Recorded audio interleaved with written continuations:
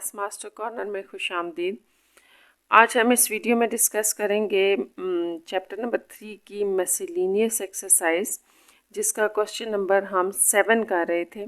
तो यहाँ से स्टार्ट करते हैं। देखिए, create a Venn diagram to illustrate the following information regarding the subsets A and B in the universal set.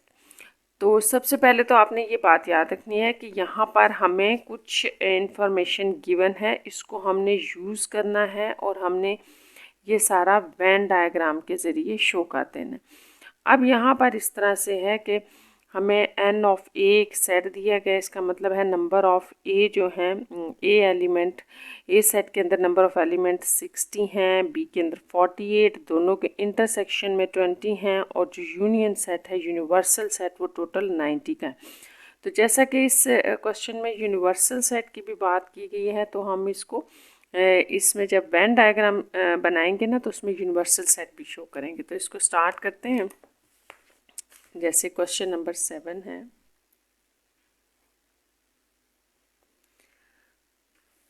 तो इसके फर्स्ट पार्ट में इंफॉर्मेशन हम लिख लेते हैं जो गिवन है। n of A 60, n of B 48, n of A intersection B is equals to 20, और n ऑफ u टोटल जो यूनिवर्सल सेट में है वो 90 एलिमेंट्स हैं। तो इसको हम वेन डायग्राम में शो करने के लिए सबसे पहले तो एक बड़ा यूनिवर्सल सेट बनाएंगे, ठीक है। अब आपने अकॉर्डिंग टू गिवन इंफॉर्मेशन यहाँ पर वेन डायग्राम बनानी है। तो n ऑफ ए, अगर एक आपके पास सेट ए है जिसके 60 नंबर ऑफ एलिमेंट्स है, तो वो यहाँ पे हमने लिख दिया, ठीक है। और ये बी की बात हो रही है, तो बी, अब बी कैसे आएगा? ये आपके पास ओवरलैपिंग होंगे या डिसजॉइंट होंगे। तो ये आपके पास दो ओवरलैपिंग सेट्स हैं, क्योंकि इंटरसेक्शन की बात की गई है।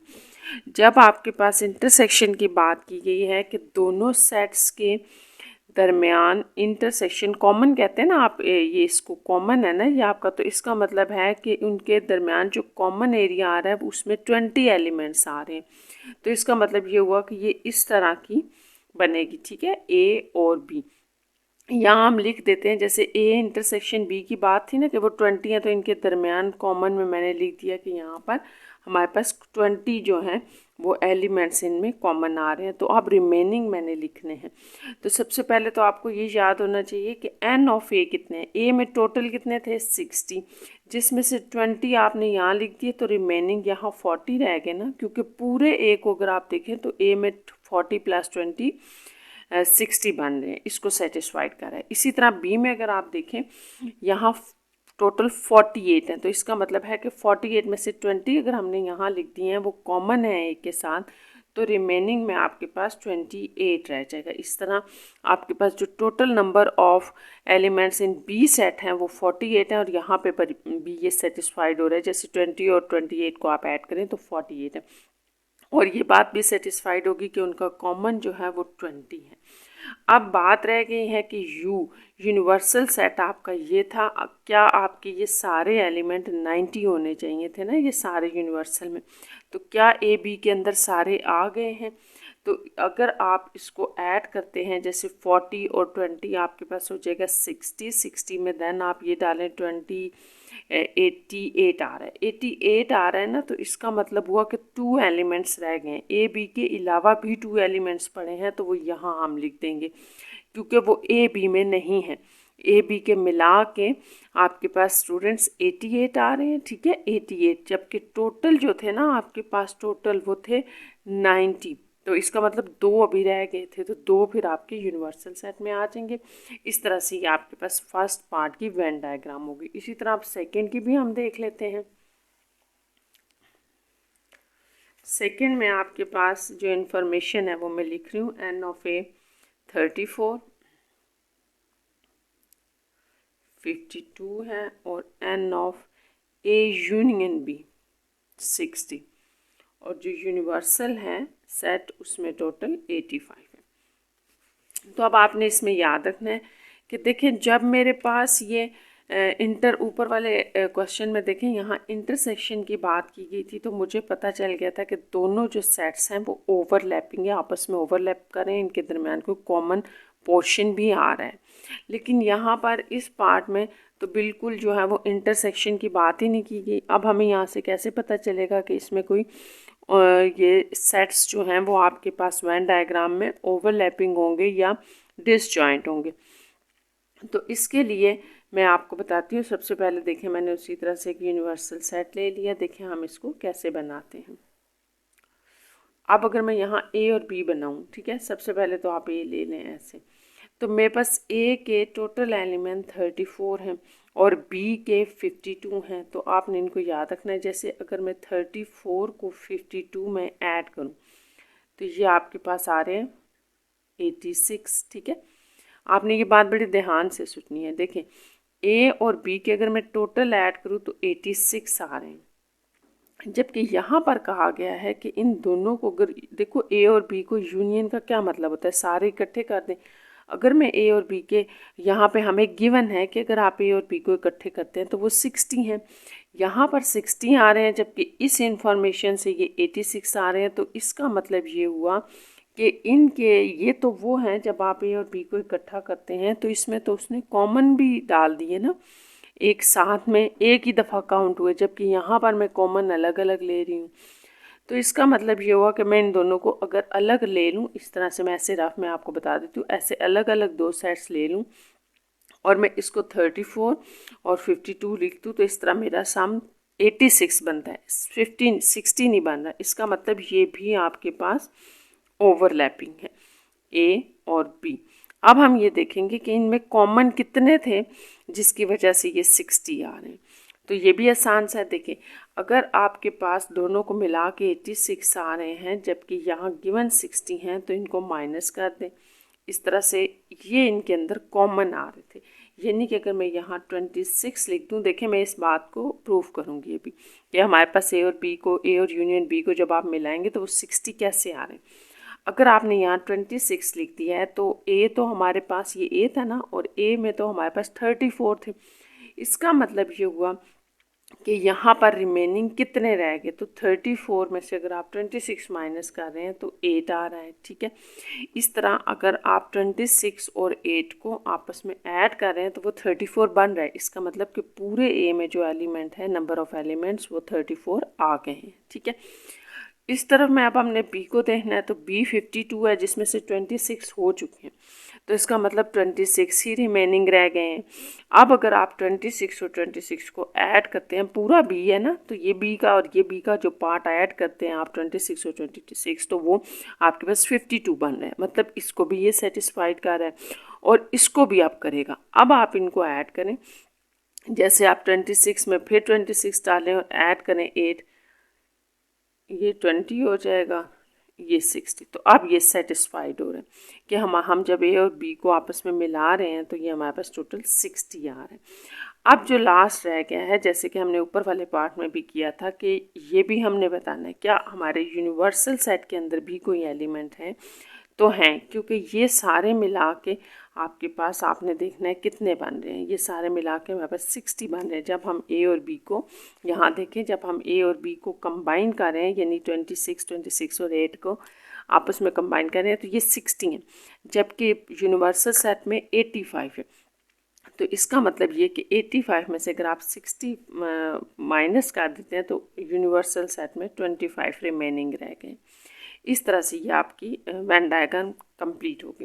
वैसे तो मैंने आपको यहाँ से समझा दिया कि हमने कॉमन पोर्शन कैसे निकाला है, लेकिन इसका ना एक और मेथड भी होता है, वो मैं आपको बता देती हूँ। एक फार्मूला होता है, आपको ये याद रखना है। ये आपके पास इस तरह से होता है,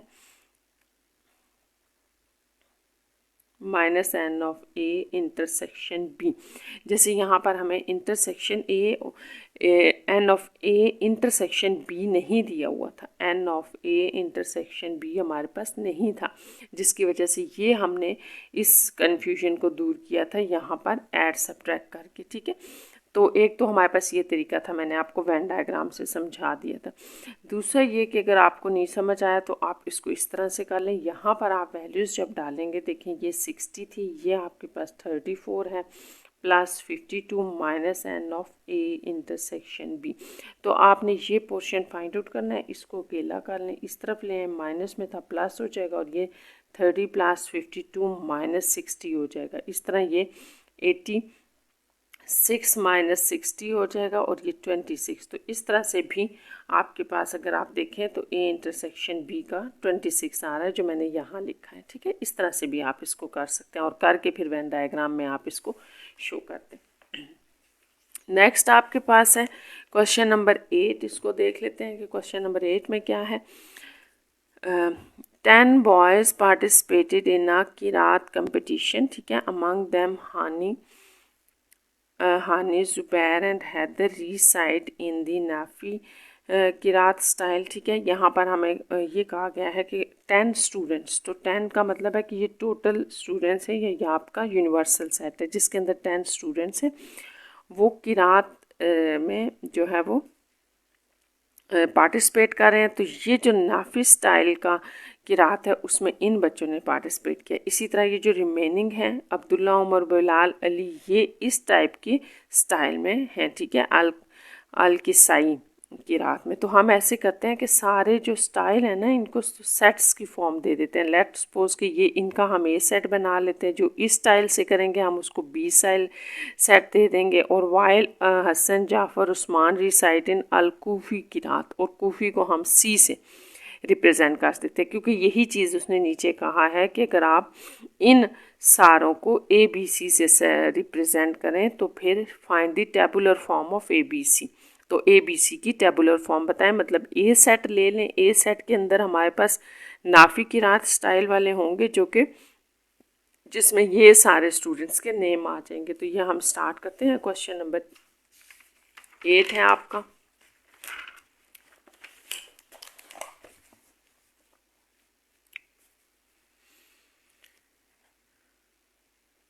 ठीक है, हमारे पास जो ए सेट में आ जाएंगे, ये आप बुक पे देख लें, मैं वहीं से देख के लिख रही हूँ कि ये हमारे पास ए सेट क्या था, नाफी किरात स्टाइल था। और इसमें हमारे पास आ रहे थे स्टूडेंट्स हानी, जुबैर, हैदर, ये 3 थे। अच्छा, अब बी सेट में आपके पास आ रहे हैं, ये है आपके पास अल किसाई किरात स्टाइल है और इसमें आ रहे हैं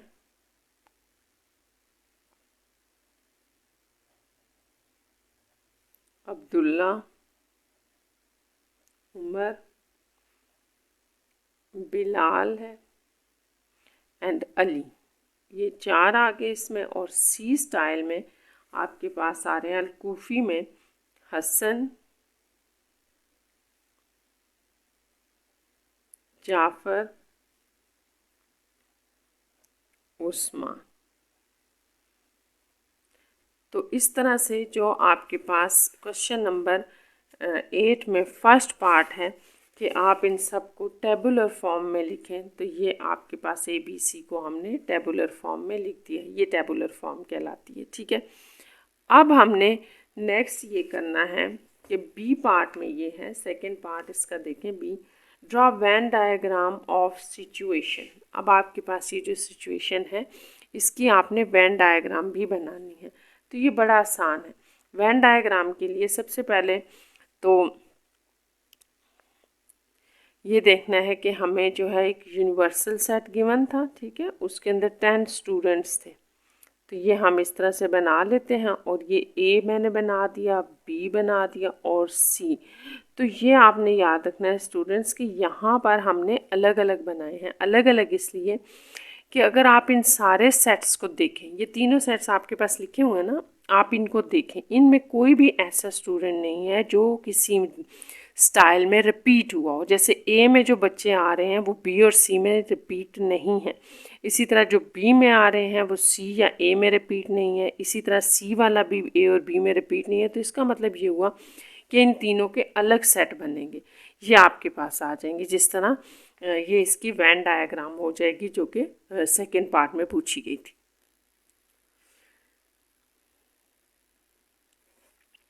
थर्ड पार्ट है आपका इसमें कि find A intersection B intersection C complement. तो इस तरह से ये आपको 4 पार्ट्स इसके अंदर दिए गए हैं जो हमने फाइंड आउट करने हैं। तो ये आपको बताया नहीं गया कि आप इनको सेट से करें या वेन डायग्राम से, तो इनको सेट से करना ज़्यादा आसान है, हम सेट से कर लेते हैं।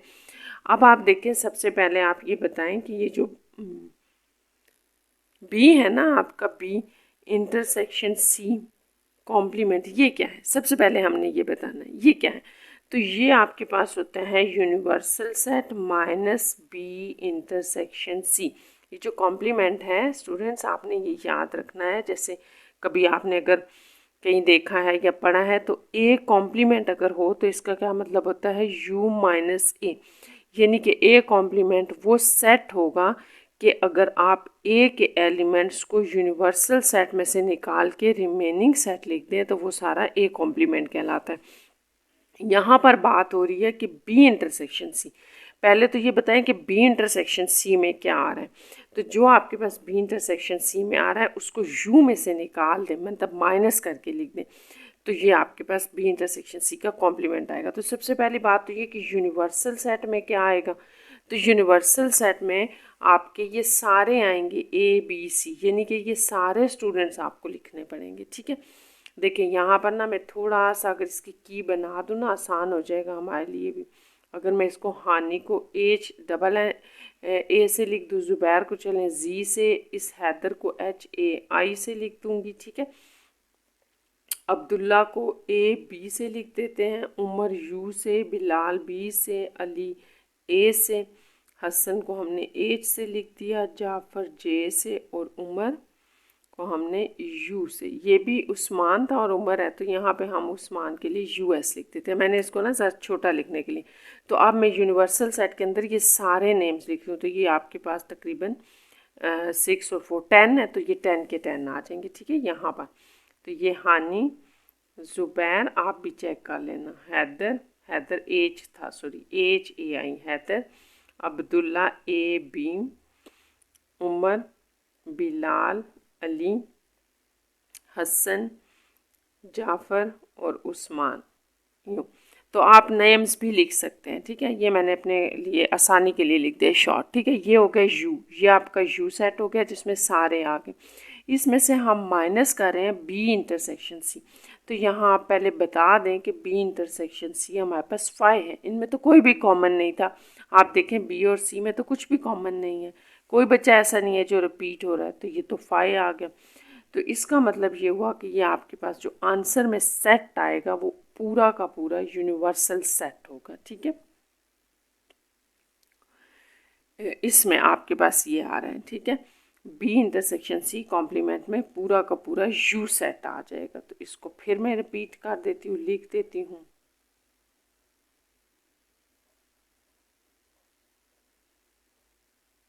ये पूरा आ जाएगा क्योंकि हमने 5 माइनस कर दी। ये हो गया बी इंटरसेक्शन सी का कॉम्प्लीमेंट।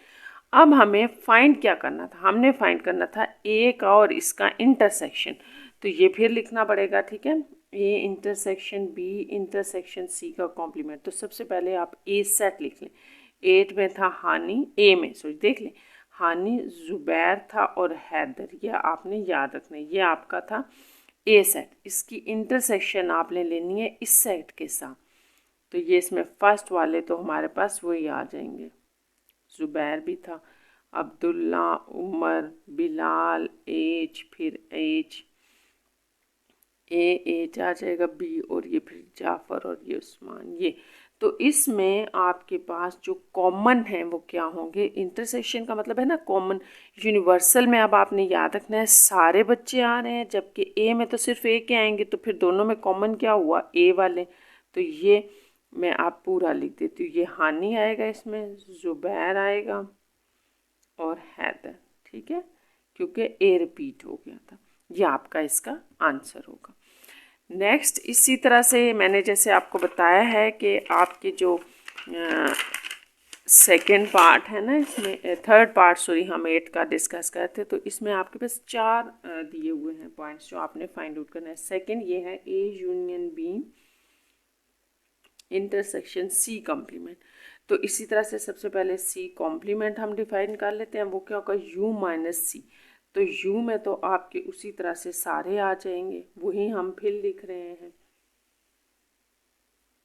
हैदर, अब्दुल्ला, उमर, बिलाल, अली, हसन, जाफ़र और उस्मान। ये तो आ गया यू माइनस, ठीक है, आगे जगह नहीं थी तो मैं नीचे लिख देती हूँ, माइनस सी। सी सेट में आपके पास क्या आ रहा है, ये आपने फर्स्ट पार्ट में सेट्स लिखे हुए हैं ना, ए बी सी, वहाँ से देखें। सी में आपके पास आया था हसन, जाफ़र, ये तीनों लास्ट जो हैं ये सी सेट के हैं, उस्मान। तो इसका मतलब ये हुआ कि मैंने सी कम्प्लीमेंट में वो लिखने हैं जिसमें से हम सी को निकाल देंगे, तो ये सारे सी निकल जाएंगे। रिमेनिंग आपके पास आ जाएगा ये हानि, ज़ुबैर, हैदर, अब्दुल्ला, उमर, बिलाल और अली, ये आ जाएंगे आपके पास। ये आपके पास आ गया सी कॉम्प्लीमेंट, ठीक है, ये याद रखना आपने, सी कॉम्प्लीमेंट। अब हमने फाइंड आउट क्या करना था, हमने करना था U A union B intersection C complement. तो ए यूनियन बी भी हम लिख लेते हैं। देखें ए यूनियन बी क्या होगा, यानी कि ए और बी में जितने बच्चे आ रहे हैं सारे लिख दें, तो वो हम सारे लिख देते हैं। इसमें आएगा हानि, ज़ुबैर, हैदर, अच्छा अब्दुल्ला भी आ जाएगा, उमर भी आ जाएगा, बिलाल और अली, ये हमने मिला के ए यूनियन बी लिख दिए। तो जो हमने यहाँ पर आप देखें फाइंड आउट करना है, अब हम उसकी तरफ चलते हैं। वो ये था कि ए यूनियन बी का सेट लिखें, इससे कॉमन ले लें सी कॉम्प्लीमेंट। तो आपको ये सारा लिखने से पहले मैं ये बता दूं कि हमने जो सी कॉम्प्लीमेंट निकाला है ये वो था जिसमें से हमने सी को माइनस कर दिया था, ठीक है। जब आपने सी को माइनस किया तो इसका मतलब ये हुआ कि ये ए यूनियन बी ही है, ए और बी को आपने मिला के लिखा है, और ये भी ए यूनियन बी है, ठीक है, क्योंकि ये तो निकालना ही ए यूनियन बी था।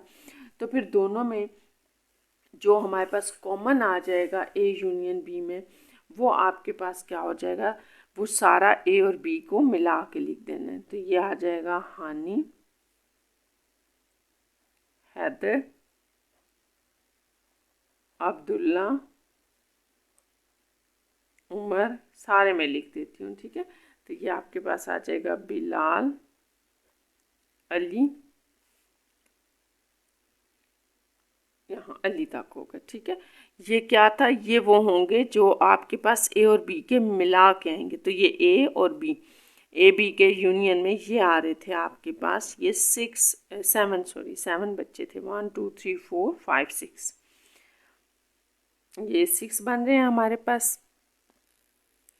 तो ये यहाँ से ज़ुबैर छोड़ दिया मैंने स्टूडेंट्स, ये यहाँ पे ज़ुबैर भी डाल दें। ये आपके पास ए और बी के मिला के आ गए। इस तरह से ये आपका सेकंड रिजल्ट हो गया जो फाइंड आउट करना था। चलें अब थर्ड की तरफ चलते हैं। थर्ड है ए माइनस बी इंटरसेक्शन सी, यानी कि ए में से वो निकाल दें जो बी और सी का कॉमन है। तो ये तो बड़ा आसान सा है कि बी और सी में तो कुछ भी कॉमन नहीं था, क्योंकि ये तो हम वेन डायग्राम में भी देख चुके हैं कि बी और सी में कुछ भी कॉमन नहीं है, ए बी सी तीनों में ही कुछ कॉमन नहीं है। तो फिर आपके पास जो ए माइनस बी इंटरसेक्शन सी होगा उसमें आप सबसे पहले ए लिखेंगे। तो ए में तो आपको पता है हानि है, ज़ुबैर है और हैदर है, ठीक है। और इसमें से अगर आप माइनस कर रहे हैं 5 खाली सेट, ठीक है, तो फिर ये दोबारा यही आ जाएगा। तो इसका मतलब ये हुआ कि इसका आंसर हमारे पास जो है वो बेसिकली ए ही होगा। तो ये आपने ख्याल से करना है इसको। तो ये आपका तीसरा पार्ट भी सॉल्व हो गया, ठीक है।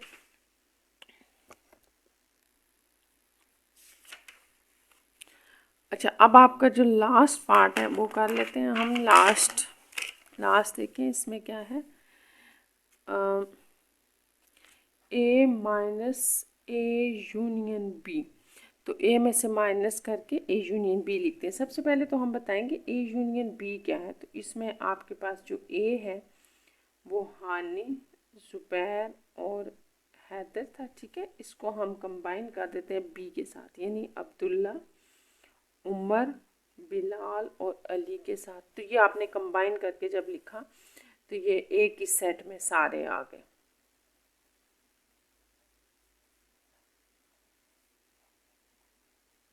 ये इस तरह से, ये हो गया ए यूनियन बी। अब हमने जो फाइंड करना है वो ये है कि आप अपने ए में से, अब ए लिख लें आप, ये हमारा ए था, इसमें से माइनस कर दें ये जो आपने ए यूनियन बी निकाला है, ये सारा, तो ये भी हम लिख लेते हैं, फिर मैं आपको बताती हूँ हमने इसको कैसे करना है। ठीक है, अब्दुल्ला, उमर, बिलाल और अली। अच्छा, माइनस का मतलब ये होता है, हमने पहले भी देखा है कि इनको, ये जो फर्स्ट प्लेस पे दिया हुआ है सेट, इसके वो एलिमेंट्स लिखें जो इसमें मौजूद है ना, उनको निकाल के लिखना है। तो ये तीनों अगर आप देखें ना, तीनों की तीनों इसके अंदर पड़े हुए हैं। अच्छा, इसमें जो है ना, हम इसको अगर माइनस कर दें तो ये आपके पास मतलब ये वाले निकाल दें तो मेरे पास इस सेट के अंदर कुछ भी नहीं रहा, यानी कि कोई ऐसा एलिमेंट नहीं रहा जो इसमें ना हो। ठीक है, ये तीन ही थे और तीन ही हमने माइनस कर दिए, तो इसका मतलब कि ये खाली सेट, पीछे आपके पास ये एक खाली सेट रह जाएगा, 5 रह जाएगा। इस तरह से ये आपका इसका 8 का लास्ट पार्ट भी हो गया।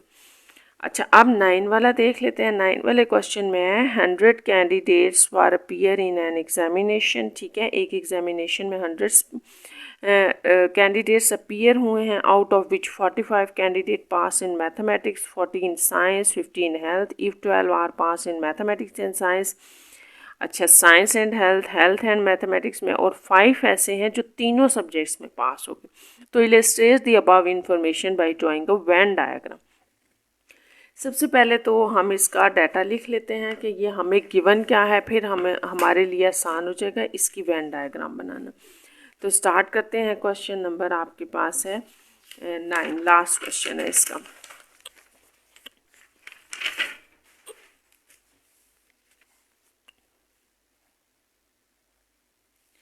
क्वेश्चन नंबर 9 में सबसे पहले तो हम ये लिखते हैं कि हमारे पास जो एग्जामिनेशन में टोटल नंबर ऑफ स्टूडेंट्स थे। ठीक है, तो यहाँ लिख लेते हैं टोटल नंबर ऑफ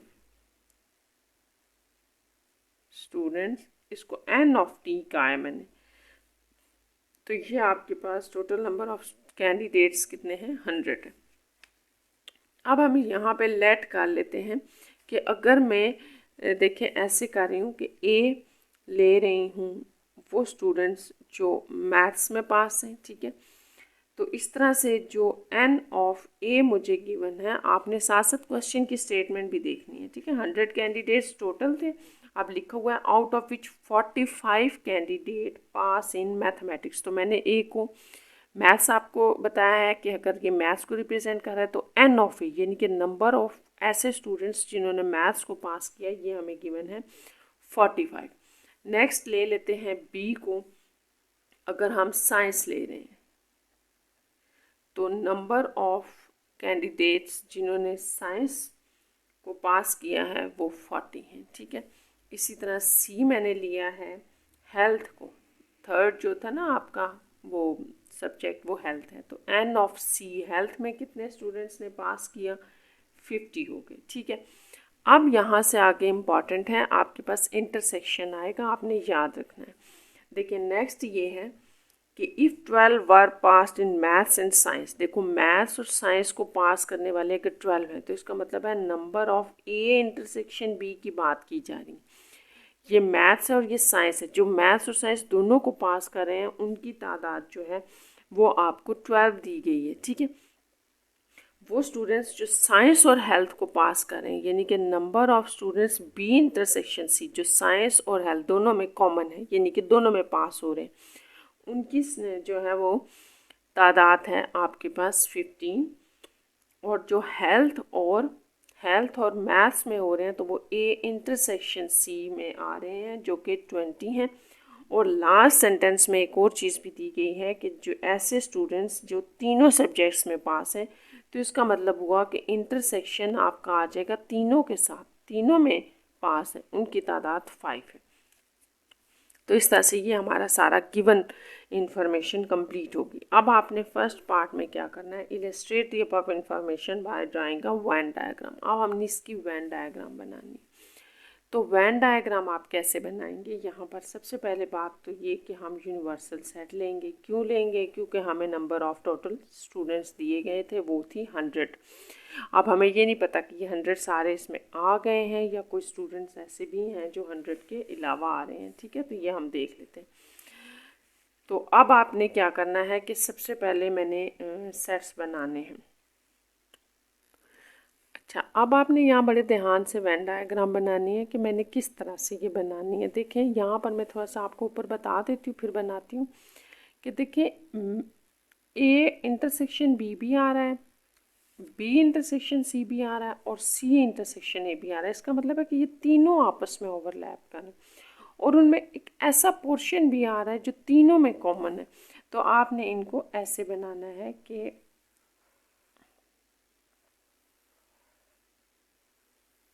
ऐसे, ठीक है, तीनों एक दूसरे के अंदर आएंगे।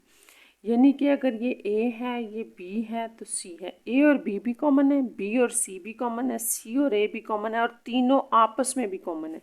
अगर आप देखें ना तो तीनों का ये वाला पोर्शन अगर आप देख लें ना, ये वाला मैं आपके अंडरस्टैंडिंग के लिए बता रही हूँ, ये वो पोर्शन है जो तीनों में आ रहा है। ये वाला पोर्शन ए और बी में भी आ रहा है, ए और सी में भी आ रहा है और बी और सी में, तो इसमें ये 5 आएंगे। तो अब हम सबसे पहले इस तरह से करते हैं कि इसको लिखने का मैं आपको आसान सा तरीका बताती हूँ, और वो ये है कि सबसे पहले हम ये इंटरसेक्शन पार्ट सारा लिख लेते हैं कि इंटरसेक्शन में क्या क्या आ रहा है। तो सबसे पहली बात अभी जो मैंने भी आपको बताई है कि जो तीनों में चीज़ कॉमन आ रही है वो सिर्फ यही पार्ट बनता है। तो इसमें हम लिख देते हैं 5, यहाँ पर 5 आएंगे। जिसका मैथ्स भी पास है, साइंस भी पास है और हेल्थ भी पास है, वो 5 स्टूडेंट्स हैं। ए और बी का मतलब है कि ऐसे स्टूडेंट्स जिनका सिर्फ मैथ्स और साइंस पास है। तो ए और बी का अगर आप कॉमन देखें ना, ए और बी का, तो ये सारा पार्ट बनता है कॉमन। ये देखिए मैं आपके लिए थोड़ा शेड कर देती हूँ, फिर मैं मिटा दूँगी। ये सारा ऐसा पार्ट है जो ए और बी में टोटल कॉमन आ रहा है। तो जो टोटल कॉमन आ रहा था उसमें से 5, वो टोटल कॉमन कितना था, ए इंटरसेक्शन बी में 12 आ रहा है, ठीक है। तो इसका मतलब ये हुआ कि 5 तो हमने बता दिया है जो ए और बी में कॉमन आ गया, तो रिमेनिंग कितना रह गया, 7। तो 7 आप ऊपर वाले पार्ट में लिख दें, ठीक है। तो इस तरह से ये यहाँ पर, यहाँ से अब आपने 7 और 5 को अगर आप ऐड करें तो वो 12 बन रहा है जो कि ए और बी के कॉमन में आ रहा है। तो ये सारा कॉमन हो गया। अब आपके पास नेक्स्ट है बी और सी का कॉमन। तो बी और सी का कॉमन ज़रा देखते हैं कौन सा है। तो ये सारा पार्ट आपके पास बी और सी का कॉमन था, यहाँ तक ये सारा बी और सी का कॉमन है। तो बी और सी के कॉमन में 5 हो चुका है। जब 5 हो चुका है तो टोटल कितना था, 15। तो रिमेनिंग आपके पास रह गया 10। इस पोर्शन में 10 हो गया। इस तरह बी और सी को मिला के जो मैंने शेड किया वो 15 आपके पास बन रहा है जो कि इसको सेटिस्फाइड कर रहा है, ठीक है। यहाँ तक भी हो गया। नेक्स्ट हम लगा कर लेते हैं शेड कि हमारे पास क्या बनेगा। देखें अब आपके पास ए और सी आ रहा है, तो ए सी का पहले आप कॉमन एरिया सारा लिख लें। तो ये ए और सी का ये कॉमन एरिया बनेगा, ये ए और सी का कॉमन एरिया सारा। और ए और सी देखो, अगर आप ये बी वाली फिगर हटा दो बीच में से, तो ए सी में ये सारा पोर्शन कॉमन आ रहा है। तो ए और सी में कॉमन आ रहा है 20। 20 का मतलब है 5 हो चुका है, तो रिमेनिंग कितना रह गया, इस तरफ 15 रह गया। ये हो जाएगा आपके पास, ठीक है। इस तरह ये ए और सी का मिला के 20 है जो कि यहाँ पे बन रहा था, ठीक है। अब ये सारे आपने कॉमन लिख दिए। अब हम अकॉर्डिंग टू द गिवन बाकी रिमेनिंग लिख देंगे। जैसे यहाँ पर मुझे गिवन है कि जो total number of mathematics students है वो 45 है। तो 45 में से अगर मैं देखूं तो यहाँ पर ये 15 + 5 ये आपके पास हो जाएगा 20 और 27 हो चुका है। इसका मतलब हुआ कि मैं 45 टोटल ए में से 27 माइनस कर दूँ। इस बात को आपने क्लियर करना है। तो ये आपके पास 18 रह जाएगा, ठीक है। इसको फिर क्लियर कर लें कि टोटल आपके पास ए में 45 हैं, जिसमें से कॉमन में आपके 27 जा चुके हैं, तो रिमेनिंग पोर्शन में 18 है, ठीक है। इसी तरह से आपने इसको भी करना है। अब यहाँ बी में जो कॉमन में जा चुके हैं वो 10 और 5 15, 15 और 7 आपके पास हो जाएगा 22। तो ये 22 हो चुके हैं, जबकि साइंस में टोटल 40 थे। इसमें से 22 माइनस कर दें तो ये आपके पास 18, ये भी 18 रह जाएंगे, तो इसका मतलब ये 18। अगर आप इसको यूं कर लें ना कि सिर्फ बी वाले सारे ऐड कर दें, तो इस तरह से भी आपके पास ये 40 बन जाएंगी। यानी कि 7 में 5 डालें, फिर 10 ऐड करें, फिर 18, तो ये सारे टोटल जो है वो आपके पास 40 को सेटिस्फाइड करेंगे। इसी तरह ए में टोटल करें 18 + 15 + 5 + 7, तो ये सारे आपके पास 45 होने चाहिए। अब सी रह गया, तो सी में अगर आप देखें तो कॉमन पोर्शन में सी के जा चुके हैं। सी में टोटल हैं 50, यहाँ ऊपर हमने लिखा था कि टोटल 50 हैं सी में। तो यहाँ पर फिर आपके पास कितने हो चुके हैं, ये 10 और ये 20, 30 हो चुके हैं। 30 हो गया तो रिमेनिंग में आपके पास 20 रह गए। ठीक है, यहाँ तक हो गया। तो ये इसकी आपके पास इलस्ट्रेशन थी बाय वेन डायग्राम। अब हमने एक काम और करना है, ये बताना है कि हमारे यूनिवर्सल सेट जो था ना, यानी कि टोटल नंबर ऑफ जो स्टूडेंट्स हैं वो तो 100 हैं, क्या सारे के सारे यहाँ आ गए हैं? तो अगर आप इन सब को ऐड कर रहे हैं ना, तो ये आपके पास 93 बनेंगे। इन सारी वैल्यूज़ को आप ऐड करें, ये 93 बनेंगे। तो इसका मतलब ये तो 100 है, रिमेनिंग ऐसे स्टूडेंट्स हैं 93, 100 में से 93 आप माइनस कर दें, तो ये आपके पास 7 ऐसे स्टूडेंट्स हैं जिन्होंने कोई सब्जेक्ट भी पास नहीं किया, मतलब वो पासिंग सब्जेक्ट्स में से बाहर हैं, यानी कि फेल है, ये आ जाएगा। तो ये हो गई इलस्ट्रेशन इसकी वेन डायग्राम के ज़रिए। अब सेकेंड पार्ट ये है आपका, सेकेंड पार्ट अगर आप इसका देखें, अगर आपको ये सारा समझ आ गया, तो सेकेंड पार्ट था how many candidates were pass at least one subject. तो how many candidates pass at least one subject का मतलब यह है कि कम से कम वो सारे स्टूडेंट्स बताएं जो एक सब्जेक्ट में पास हैं। तो अब यहाँ पर मैं थोड़ा सा आपको फिर वेन डायग्राम से समझाऊंगी कि अगर मैं सिर्फ ए की बात करूँ तो ए में वो स्टूडेंट्स होंगे जिन्होंने मैथ्स पास किया, जो बी में है उन्होंने साइंस पास किया, हेल्थ पास की, और कॉमन एरिया में वो स्टूडेंट्स हैं यहाँ पर, जैसे ये वाले वो हैं जिन्होंने मैथ्स और साइंस पास की, जिन्होंने साइंस और हेल्थ पास की, या जिन्होंने मैथ्स और हेल्थ पास की, वो कॉमन में आ गए। अब उसने ये पूछा है कि आप उन सारे स्टूडेंट्स का बताएं जो एट लीस्ट पास हैं। तो एट लीस्ट पास का मतलब है कि कम से कम 1 में पास है या सब में पास है, सबका लिखना है। तो इसका मतलब ये हुआ कि हमने सारे स्टूडेंट्स का बताना है जो पास है। तो ये सारे स्टूडेंट्स पास थे, इनको आप ऐड कर दें, सब स्टूडेंट्स को जितने भी हैं, जो अकेले सब्जेक्ट में पास हैं एक सिंगल सब्जेक्ट में, या जो 2 कॉमन में पास हैं, या जो 3 में पास है, सारे ऐड करने से ये आपके पास 93 बनेंगे। यानी कि ये इस एरिया में वो सारे स्टूडेंट्स आ रहे हैं जो एट लीस्ट वन सब्जेक्ट में तो पास हैं ही, 2 में भी हैं, 3 में भी हैं, 93। तो इसका आंसर 93 है।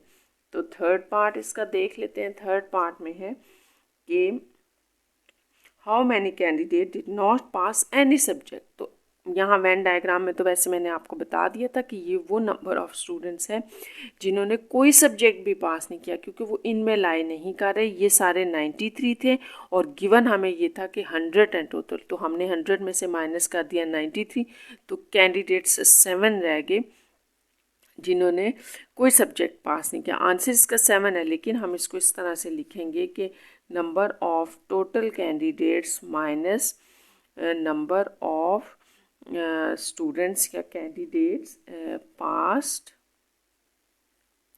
At least 1। ऐसे नंबर ऑफ स्टूडेंट्स जिन्होंने पास किया था एग्ज़ाम कम से कम एक सब्जेक्ट में, तो वो तो आपके पास ये हैं। ठीक है, यहाँ पे आप यूँ इसको ऐड कर सकते थे, ये वाली चीज़ के number of passed at least in 1 subject, तो वो आपके पास 93 थे। तो आप 100 में से माइनस कर दें 93, तो ये आपके पास 07 ये स्टूडेंट्स आ गए जो कि रिक्वायर्ड स्टूडेंट्स थे। तो इस तरह से ये आपकी मिसलेनियस एक्सरसाइज का लास्ट क्वेश्चन भी कंप्लीट हो गया। Take care student.